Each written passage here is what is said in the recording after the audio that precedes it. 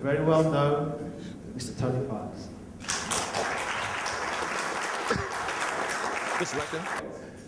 It's great to be here, and I'd just like to thank everybody for joining us in an opportunity where we can share things together. And in the last few days that we've been here, I've found all those things that we can. Yeah, can we get this thing? All those things that we can change ourselves, myself, to be able to take opportunities of these new friends that I've got all around the world. The future cannot be predicted, but it can be created. And what we're about in these few days is about creating our future, creating the future of the campground industry in the world. And we tend to be told by people what our world's going to be. We tend to be told how we're going to run our lives and how we're going to run our businesses. But it's up to us to make a change. It's up to us to make the world how we want it to be. And certainly what I've gained over the few years that I've been involved with Ken and his team is a way that we can forge our world how we want it to be. But we're in business to make money. We're not in the campground business. I'm in the money-making business. We use campgrounds to be able to make that happen. Our market's made up of various different people. Our local market's very small.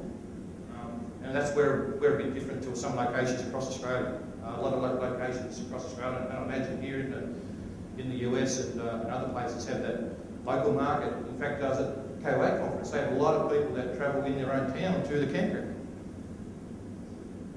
They don't travel anywhere, they travel 5 kilometres down the road, stay 2 weeks in the campground. In Australia, what's happening is that the price of airfare is going down as increase the number of people going out, and certainly out of Tasmania we have a ferry which goes across Bass Strait in between mainland and Tasmania. There's been a decrease in that price as subsidised by the federal government. So we brought all these people in, but all these Tasmanians also went out. So our local market's very small. International market up until now has also been very small because it's been an add-on out of Sydney and Melbourne as the major locations in Australia. But that's increasing. We have about 30% FIT mainland market. The FIT's free and independent traveller. That's people don't book. Don't book ahead through packages. They book by themselves, which may be on the internet, maybe telephone, whatever. And we'll actually go through these in a tick. Unit. RVs are very small in Australia at the moment. A lot of trailer caravans. But the actual RVs, the motorhomes, they're increasing. But for us, it's only very small. Tasmania, that's the sort of locations we're at. Our population is only 450,000. We get about 750,000 visitors per year. But of those, about 80,000 are corporates and conference market. You know, these sort of locations and people coming over trying to flog you stuff, you know, selling you hats and other things. There's a lot of people come for friends and relatives, over 320,000. A lot of those are actually from UK. And they're a market that tends to stay in with their friends and relatives, but also use an opportunity for when they've come there to be able to take a short tour market. Holiday makers around 350,000, with internationals around 120. But that's looking to grow. They're looking to double the number of internationals just in the next 2 or 3 years. Mainland Australia is a major location with little interstate. Tasmania, if you look at that map, it's got a road that goes around the outside.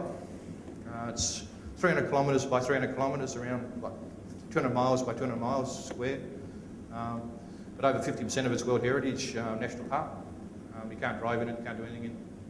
You can walk in some areas, there's some areas there no one's ever been in. It's just another virgin place in the world.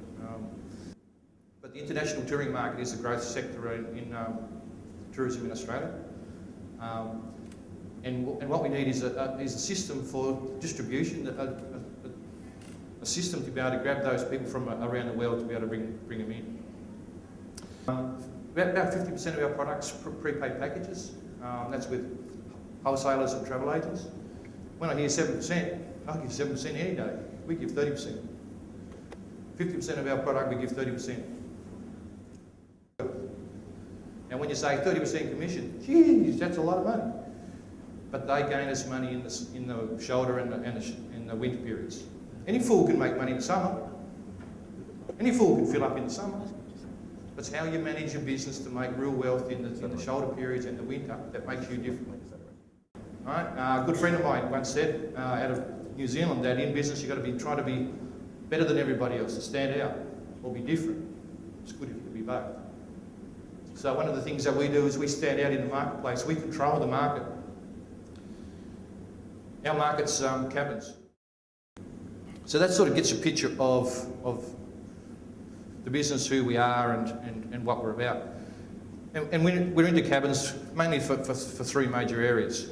That's actually a greater value for us as a business. We make more money out of a cabin, but the market is also greater. So a cabin costs you around $50,000 capital cost. Actually adds around $100,000 per site. So if you can control the market and put market in, you just keep shoving in cabins. For every one you put in, you're making 50 grand.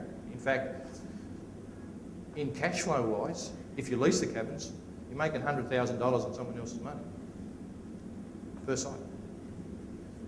You know, the average return on a powered site, this is in Australia, this is actually a survey done from with Big Four holiday parks. The average return on a powered site's $2,000 for an annual. An annual's caravan trailer that's put on a site, and people use it for a holiday location. They go down, whatever, during the year, and they pay a flat fee, and that's what you get for an annual. For a tourist site, a powered tour site is around $3,500. So tourists are a bit better, but it's only in the last 10 years or so that there's been an increase in people purchasing caravans and RVs. Up until then, they were desperate for revenue, so these parks filled up with annuals, getting some revenues. But it's really changed. Some investors are starting to come into the business. They're actually having a park that's full of annuals, and they're getting out with a little spray can and putting a little edge around where the caravan and the annex is, and leasing that site for $45,000. You still pay you $2,000, but you've got to pay you $45,000 up front for that lease of that site for the next 15, 20 years. That pays for the park, and they go off and buy another park, and just keep on buying parks. So tourist sites have increased $3,500, and that's for the year. The average for in Australia for a cabin revenue is $15,000, and the average is around 50% occupancy. So that's for a cabin. So that sort of relates a bit back to the figures